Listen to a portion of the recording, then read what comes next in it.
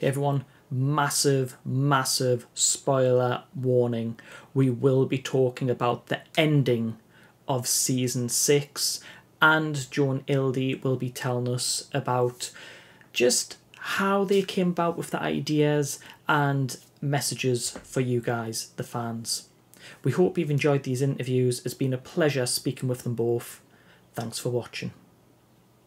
Joan Ildy being very nice, I wasn't planning this, and said we can ask a few after season 6 questions. So my first question is going to be this.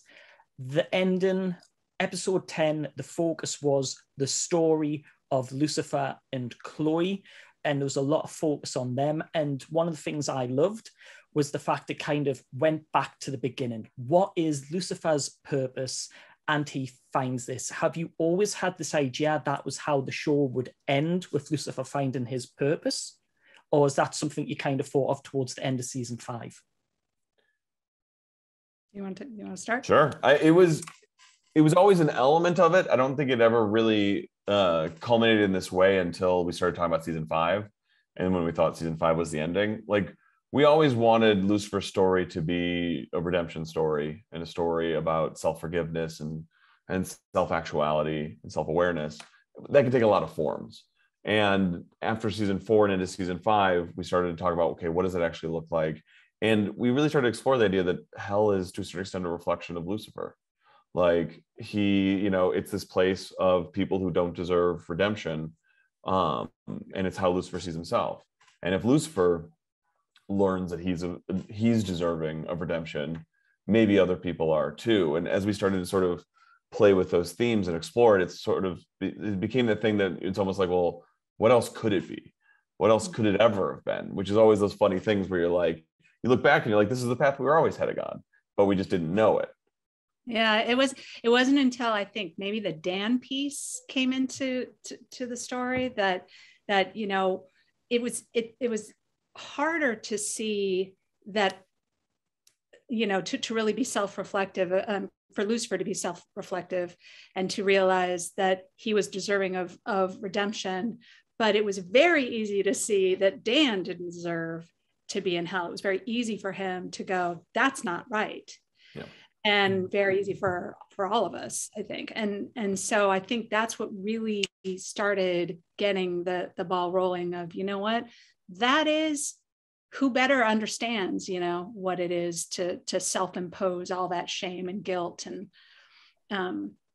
than the devil. So that's his special skill set, why not share it with the world? I think that final scene is definitely going to have a few tears from people. I think the song choice as well was just on the ball. Just when you listen to the lyrics as well, it is a story about kind of learning from the father, going out in the world, making an improvement. Was that from your guys' input, or was that from thank you, because when I chose that song, what I was wait a minute. Lies. Lies. You know who I can completely thank is my kid, Clover, because Clover became obsessed with My Chemical Romance about 2 years ago. And I wasn't that familiar with their music. And when I heard Welcome to the Black Parade, I was like, that is the song, that's Lucifer's song. Like, he's the savior of the beaten and the damned. That's who he, and it gives me chills every time I hear it. And I'm like, God, if we could get that in our show somehow. And I sort of had this fantasy of going to credits and playing that song.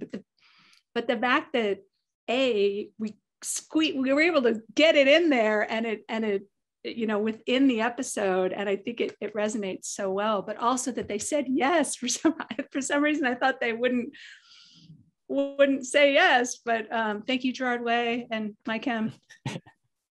Yeah, just in case it's not clear, that was all Ildy. Sorry. Yes. And I was so happy when I heard it, because I was like, oh my God, this is amazing. This is perfect. It just fit. Like, I saw it and then I downloaded it on Apple Music. Sorry, advertising Apple. But and then when I heard the lyrics again, I just went, I'm never going to be able to listen to this song the same again, because I've always had this thing with music and TV shows, and like certain songs will just always link to those scenes. And I think that ending with Chloe and Lucifer, that song is it. That is the song with the link. Is that, and again, I'm not trying to take too much time. Is there anything from season 6, just one moment where it is just your favorite moment, just that one scene that you were just like, this is it. This is what I wanted for season 6. Gosh. I mean, no pressure. I mean, the wedding, having the entire cast together, first time ever, first time we'd had the entire cast in a scene, and just having a celebration. To me, obviously, it's a celebration of Maze and Eve's love, but it's also just a celebration of the show. And we got to shoot at the Disney Concert Hall, which was amazing. You don't normally get it, but yay, COVID, I guess. But just everyone dressed up, everyone in celebration. I just thought it was beautiful. Gosh. I mean, two completely different ones came to mind. One is I love the bridge over troubled water moment. It's one of my favorite songs of all time. And the surprise of we had no idea Brianna had this angelic, beautiful. Amazing. She is amazing. I've heard her live. I interviewed her for Deadpool 2 many years ago, and she actually sang on stage. And I'm sat right next to her thinking, wow, she is amazing. As soon as they announced it, I was like, please let them sing. And it was that moment like makes me cry almost every time. And then I really could watch that fight in 6 like over and over again. Sherwin chose that song. He always had that song in mind when he like pitched the whole concept to us. He was like played it in the background on his phone, and like was like, and then, and I just think it's operatic and epic, and I guess that those polar opposites are kind of what I like about our show, is that we get to go to these massively different places.